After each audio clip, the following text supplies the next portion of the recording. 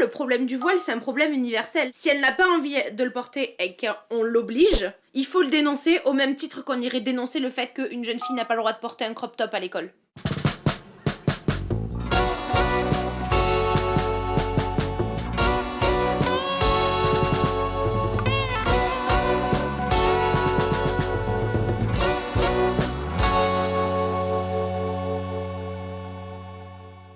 Alors dites-moi, on a toute une tenue un peu qui reflète notre personnalité, et la vôtre, c'est laquelle? Moi, je te dirais que c'est une tenue confortable, mais en même temps fashion. Alors moi, c'est une tenue qui reflète un peu ma culture. Et évidemment, la couronne, mon foulard. Et moi, c'est une tenue dans laquelle je me sens à l'aise, où je suis pas serrée. Bah moi, c'est un habit assez... qui passe partout, j'aime bien aussi avec les motifs, etc. Mais il y a une robe aussi que je mets en été, et que j'aime beaucoup, et qui reflète vraiment ma personnalité extravagante. Ce qui est top ici quand même, c'est que, à la différence de beaucoup d'autres pays, on a la possibilité d'aller vers des tailleurs pour nous faire des tenues à notre taille, dans lesquelles on est confortable. Et ça, c'est une chance qu'on a, parce que c'est vrai que quand tu vas faire du shopping, pour trouver les tailles, parfois c'est galère. Oh, hey, oh my God, OK. Excusez-moi, Fatima, mannequin de Vogue Magazine.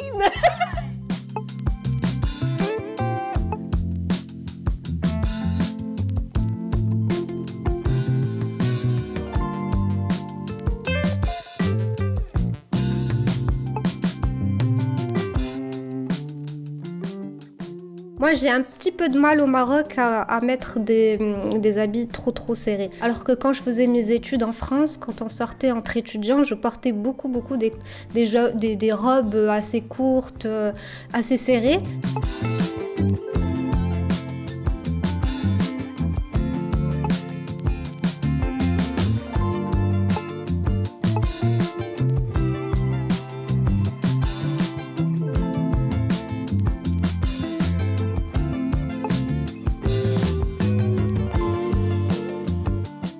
Je sais que nous en France, il y a eu un débat récemment sur le crop top, des jeunes filles qui se mettaient à porter des crop tops à l'école par exemple, et qui se sont vues se faire remettre en place par leur professeur pour dire que c'était pas une tenue adaptée.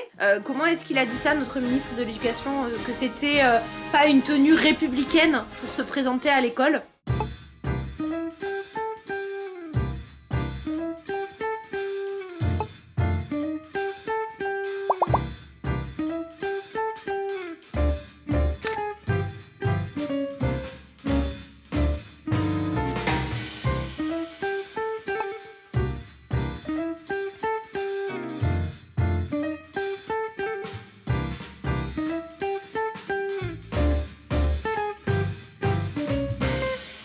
Le but, c'est de vendre des billets. Fait qu'ils vont se dire, ah, des membres de l'équipe de volley norvégienne en bikini, ça va faire vendre bien plus de billets que s'ils étaient complètement habillés, n'est-ce pas?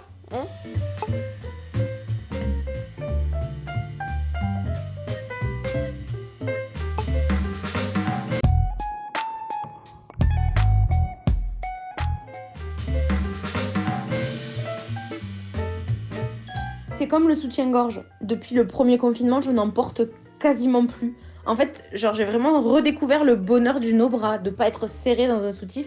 C'est vraiment trop bien. Et si c'est pour en mettre juste pour cacher les tétons et pas déconcentrer les messieurs, franchement, je vois pas l'utilité. C'est à se demander finalement qu'est-ce que vous voulez. Si on n'est pas assez couverte, c'est problématique. Si on est trop couverte aussi, c'est problématique. Où se trouve le juste milieu dans tout ça, en fait? J'ai le droit de pas vouloir montrer certaines parties de mon corps, et c'est autant mon droit de pas montrer que c'est le droit d'une autre de montrer ça, en fait. Je porte pas ce foulard pour des raisons politiques, mais dans le monde où on habite aujourd'hui, où tout est hyper sexualisé, moi je dis juste niet à tout ça.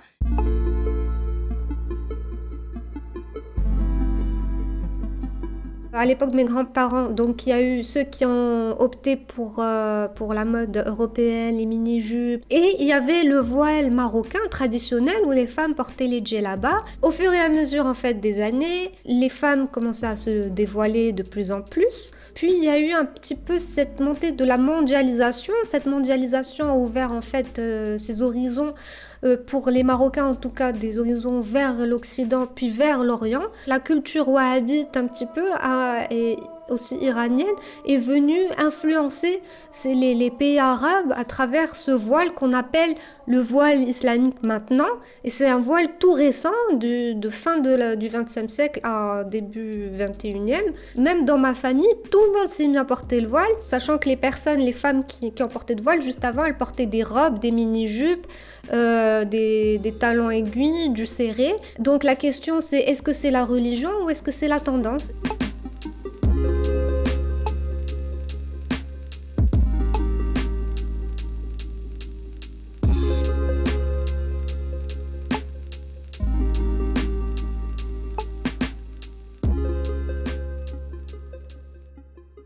Le mot qui désigne le voile en tant que tel, hijab, la façon dont c'est interprété ou bien traduit carrément dans le Coran, c'est vraiment de mettre une barrière.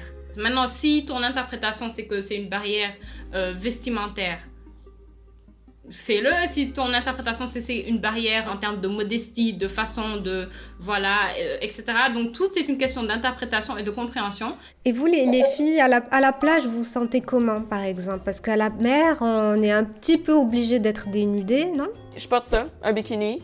Écoute, puis bon, comme tout le monde, comme toutes les femmes, j'ai des petits complexes. Puis j'essaie de les mettre de côté lorsque je suis sur la plage et de profiter du soleil. Alors, pour ma part, j'ai choisi cette année de porter un bikini. Et j'ai choisi un haut taille haute qui m'arrive au nombril pour justement me sentir à l'aise dans ce nouveau corps qui a beaucoup changé ces 2 dernières années. Alors, pour aller à la plage, j'espère que vous avez du temps. Donc ça, c'est le pantalon.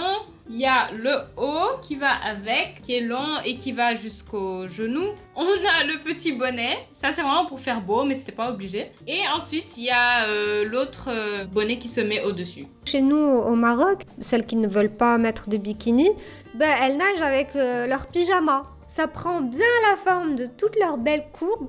Le cache-cache est raté. Un jour, j'allais avec une amie à la plage, donc en bikini, toutes les deux. On n'a pas eu 1 minute de répit. Tout le temps sifflé, tout le temps « Hé, mademoiselle, s'il te plaît, ton numéro !» Dès qu'on a posé notre serviette, on s'est dit « Bon, on va partir. » Je pense que c'est plutôt une question d'éducation. Il faut qu'on se tolère tous, au final. Je me rappelle que j'étais partie faire un voyage en Espagne et les femmes ont tous le... Il n'y a pas le soutif. Et moi, quand j'étais petite, j'ai fait « Ouais, c'est quoi ça ?» Mais tu vois, ce qui est drôle, c'est que nous, au Québec, je pense qu'on est à l'aise avec notre sexualité, on est à l'aise de s'habiller comme on veut en public, mais ça, les seins à l'air à la plage ou à la piscine, ça n'existe pas. Ce qui est incroyable, c'est que chez les femmes marocaines, on parlait de style vestimentaire, caché, etc., pudique, etc. Mais quand on va au hammam, chez les femmes, elles sont totalement décomplexées. Elles sont toutes nues et c'est normal. Quel paradoxe pareil, hein?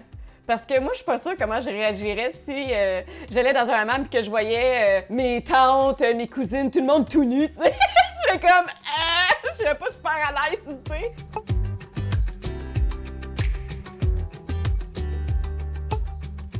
J'avais 9 ans. J'étais pour la première fois dans un hammam marocain et on était toutes des jeunes filles sous les propagandes des magazines de beauté. Mais le jour où j'étais au hammam, j'ai découvert que le corps féminin n'est pas celui sur les magazines, mais c'est ça, c'est une diversité, c'est des poils, et c'est ça, être belle, c'est être nous-mêmes. Je me rappelle au début, à chaque fois je partage un autoportrait nu de moi sur les réseaux sociaux, ça a fait vraiment polémique. Sur les groupes, comment il était partagé, comment j'étais insultée. Mais aujourd'hui, à chaque fois que je partage ça, les gens sont habitués. Ils disent, bon, c'est un corps nu de Zainab Fassiki, bon. Et c'est ça ce que je voulais, c'est à ce niveau où je voulais arriver, que le corps nu de la femme marocaine, il est plus chômant. Il faut libérer le corps, il faut faire cette paix avec le corps féminin, parce que c'est cette frustration, elle fait partie des causes pourquoi on a cette crise de mœurs, du harcèlement, de viol, de frustration.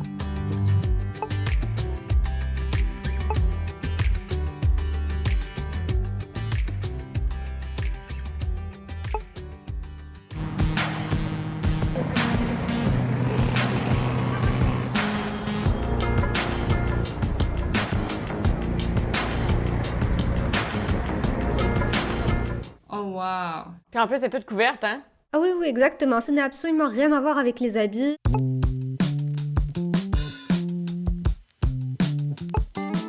On a décidé cette fois-ci de ne pas rester sur les réseaux sociaux et de descendre dans les rues.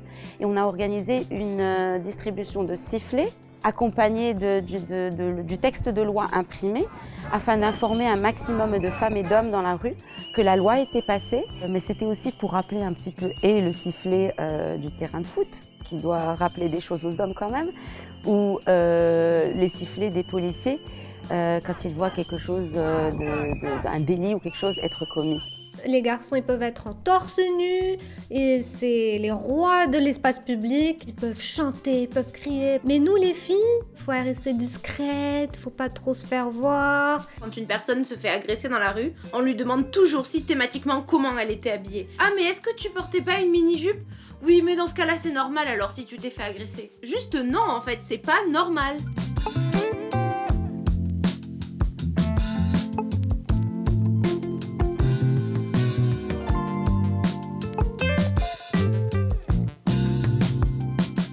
On n'exagère pas en fait, on est vraiment sous pression tout le temps, on est obligé d'adopter des techniques, de faire semblant d'être au téléphone ou mettre des écouteurs ou mettre une capuche pour se cacher, pour avancer en fait sans se faire emmerder.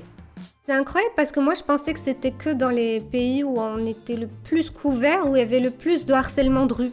Et en fait, pas du tout, même en Europe ou en Occident. Quand je vous entends, les filles, je me dis, mon Dieu, qu'on est chanceuses au Québec. Moi, à Montréal, là, je peux marcher à 3 heures du matin sur la rue, là. Puis, j'ai pas peur.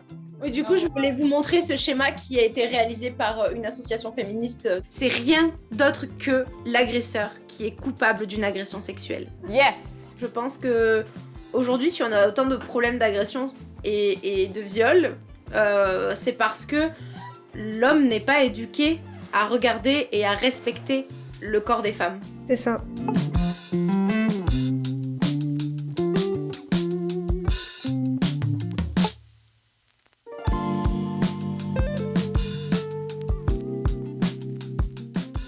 Je suis très contente que les gars aient participé parce qu'on a besoin des hommes pour changer les mentalités. Bon, je sais pas si maintenant je recommande dans un pays comme le Sénégal de pousser les hommes à mettre des jupes, je déconseille.